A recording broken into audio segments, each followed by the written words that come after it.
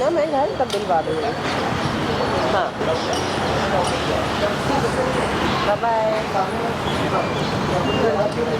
कैसी हैं आप? मैं ठीक हूँ, आप यहाँ पे क्या कर रहे हैं? विवेक। और आप? चंचल। आप लेकिन कुछ काम है आपको? चंचल? हाँ। आप क्या करती है चंचल जी? आप मुझसे ऐसे क्वेरीज क्यों कर रहे हैं यहाँ बैठ के? आप बैठ के क्वेरी कर रहे हैं, इसका मतलब हो सकता है आपसे हमें कुछ चाहिए होगा। क्या करती हैं आप? टीचर हूँ मैं। टीचर हैं आप? तो कहाँ से हैं आप? दिल्ली से। दिल्ली से हैं आप? यहाँ क्या कर रही हैं आप? टीचिंग कर रही हूँ। अच्छा, बॉयफ्रेंड है आपका? नहीं, एक्चुअली मैं शादीशुदा हूँ, मेरी बच्ची है, डिवोर्स हो चुका है, बॉयफ्रेंड नहीं है। बॉयफ्रेंड नहीं है? आपकी बेटी कहाँ रहती है? दिल्ली में अपनी नानी के पास। उसके पास क्यों नहीं रहते हो? काम है, अब घर चलाना है तो लोग जाते हैं ना बाहर, इसमें कुछ नया तो है नहीं। पहले आदमी जाते थे, अब औरतें भी जाती हैं। नहीं नहीं, ये मैं कहाँ कह रहा हूँ, अब तो समय के साथ लड़कियों को भी लड़कों के साथ चलना चाहिए, इसमें कुछ गलत नहीं है। चलाने के लिए लोग बाहर जाते हैं। तो डिवोर्स क्यों हुआ आपका? डिवोर्स इसलिए हुआ क्योंकि कुछ पर्सनल रीजंस थे मेरे। सारी चीज़ें तो मैं आपको नहीं बता सकती, लेकिन आप मुझसे पूछ क्यों रहे हो ये सब? अब पूछ लिया है तो बता ही दीजिए क्यों हुआ डिवोर्स। पहले आप ये बताइए कि आप हैं कौन? डिवोर्स इसलिए लिया क्योंकि जो आदमी था वो सही नहीं था। कि अब मुझसे शादी करने के बाद कोई किसी और औरत के साथ रहेगा तो हमारे कल्चर में तो ये सब एक्सेप्टेबल नहीं है ना। ले लिया, क्या करना। अच्छा है, मतलब ये आप कैसे श्योरिटी से कैसे आप कह सकती हो कि आप वो किसी और के साथ रहते ही थे? पता लग गया था मुझे। कैसे पता चला? कॉल्स आते थे, मैसेजेस आते थे, फ़ोन छुपाया जाता था मुझसे, जबकि पहले ऐसा नहीं था। जब हमारी शादी हुई थी तो हम हर चीज़ शेयर करते थे, फ़ोन्स भी हमारे ऐसे किसी का भी फ़ोन उठा लिया, देख लिया, बट तब छुपाने लगा था चीज़ें। लेट नाइट घर आना, कभी कभी नहीं आना। फिर एक दिन मुझे दिखा फ़ोन पे ये किसी का कॉल आ रहा था, नाम लड़के का था, तो मुझे लगा शायद ऑफिस से किसी का आ रहा होगा, मैंने उठा लिया। तो बोल रही कहाँ हो, अभी तक निकले नहीं क्या? मुझे समझ आने लगी चीज़ें कि हो रही हैं कुछ। इसका मतलब क्या है? इसका मतलब नहीं समझ में आया। एक हाथ से कुछ नहीं होता है, दोनों हाथ से ताली बजती है। गुनाह की नींव रखी जाती है तो उसमें योगदान दोनों का होता है। तो कहीं ना कहीं आपकी भी कुछ न कुछ गलतियां रही होंगी। इंसान पहले राइट होता है और रॉन्ग क्यों होता है, सोचने का विषय है कि ऐसी कुछ चीज़ें आपकी तरफ से भी हुई होंगी जिससे वो चीज़ें रॉन्ग हुई।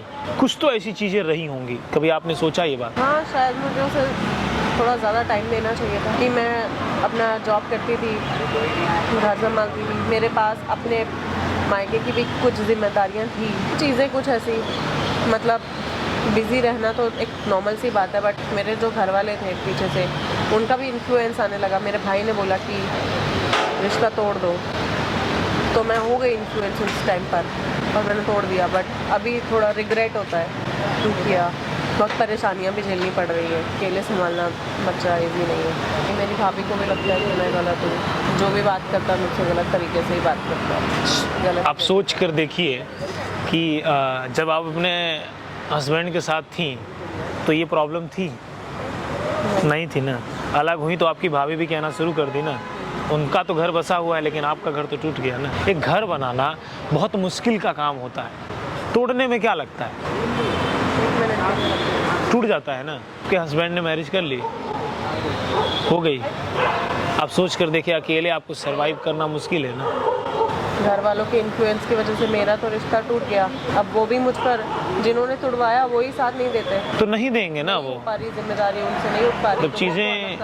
जब चीज़ें रोड तक आ जाए ना, जब घर की बातें, हस्बैंड और वाइफ की बातें जब रूम से बाहर आ जाए तो समझ लीजिए उस घर में इंसान नहीं, जिंदा लाशें रहती हैं। ये तो आप रिलेट कर पा रही होंगी ना। काश आप ऐसा ना की होती।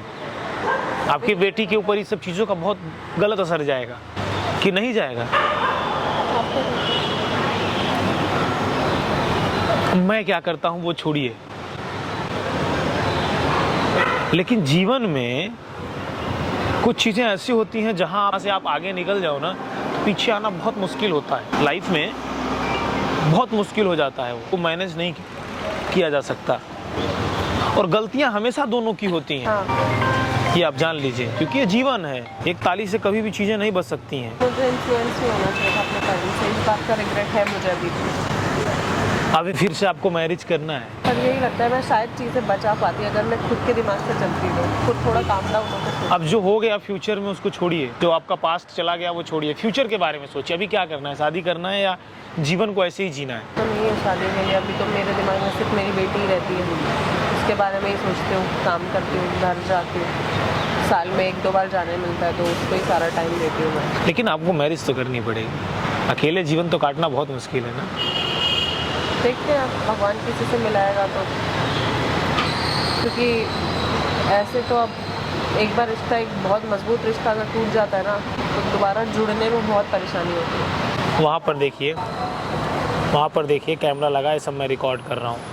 अच्छा, आप रिकॉर्ड कर रहे हैं? जी हाँ, हमारी बहुत सारे माताएं हैं जो मैरिज के बाद भी इन्फ्लुएंस रखती हैं। आप माँ हैं, आप इन्फ्लुएंस रख सकती हैं, लेकिन उनके भाई जो अपनी बहनों को बढ़ाते चढ़ाते हैं, मैं किसी के खिलाफ नहीं हूँ, आप उनके साथ रहो, खड़े रहो, लेकिन घर ना तोड़ो। कुछ रिश्ते तो ऐसे ही टूट जाते हैं। सब अपनी बहनों को बहुत प्यार करते हैं, इसमें कोई गुनाह नहीं है। दुनिया का सबसे अच्छा आप लड़का ढूंढो जब तक मैरिज नहीं हुई है, और उसके बाद दोनों को समझो, क्योंकि घर तोड़ना छोटा सा आसान है। आपने तो पैसे इन्वेस्ट किए हुए हैं जो आप कमा लोगे, लेकिन किसी इंसान की एक लाइफ, एक फैमिली जुड़ी हुई है। जीवन में अपॉर्चुनिटी फिर नहीं मिलती है। एक बार अगर धागा टूट गया ना, कितना भी अच्छा उसे पिरो के जोड़ा जाए, मशीन से जोड़ा जाए, लेकिन कहते हैं ना कि उसमें गांठें पड़ जाती हैं जो जीवन में कभी नहीं वैसी हो सकती हैं। पैसे कमा रही हैं ये, जीवन ठीक है, हो सकता है आने वाले वक्त में इनकी मैरिज भी हो जाए या ये कर लें, क्योंकि समय परिवर्तन है, बदल जाएगा, कर लेंगे, फिर से जीवन अच्छा हो जाएगा। लेकिन कुछ चीज़ें जो होती हैं ना, वो नहीं मिल पाती हैं लाइफ में। तो मेरा सारी बहनों और भाइयों से भी ये निवेदन है, जो लड़कियां हैं डिवोर्स लेती हैं या ये सारी चीज़ें होती हैं, आप एक बार अपने दिल से भी पूछो कि आप क्या चाहते हो। मैं ये नहीं कह रहा हूँ आप अपने माँ बाप के खिलाफ जाओ, उनके साथ जुड़ कर के रहो, लेकिन समझो, इस विषय में भी डिस्कस करो। आपका जीवन क्या इन सब चीज़ों से बेहतर होगा? आज तो इनकी भाभी बहुत खुश होंगी, इनके भाई को जरूर तकलीफ होगा। गुस्से में लिए हुए फैसले कभी कभी बहुत नुकसानदायक होते हैं, जो जीवन भर याद दिलाते हैं कि हमने भूतकाल में क्या किया हुआ है। और रिश्ते कभी भी एक आदमी से नहीं टूट सकते हैं, इसमें दोनों लोगों का बराबर का योगदान होता है। किसी का कम ज़्यादा हो सकता है, क्वांटिटी का फर्क आ जाता है, परसेंटेज का। इस तरह नई जीवन फिर से स्टार्ट करिए, फिर से आप अपना जीवन सर्वाइव करिए। ऐसे सोचे रहना, ऐसे इमोशनल होना, ऐसे खोना अच्छी बात नहीं है। आपको इस वीडियो को हिंदुस्तान के हर कोने में पहुंचाना है, ताकि हमारी जो ऐसी बहनें हैं जो ऐसे स्टेप लेती हैं वो ना लें। अपने माँ बाप से समझें, बात करें, एक लंबा टाइम दें। और मैं भाइयों को बोलना चाहूँगा कि जो ऐसे डिसीजन लेते हैं, मैं समझ सकता हूँ कि आप अपनी बहनों को लेकर के बहुत सिक्योर होते हो, क्योंकि मैं भी जानता हूँ, मैं भी भाई हूँ किसी का। लेकिन जब शादी हो जाए तो दोनों को भी सुनो, सुन के ही उसका फैसला निकालो।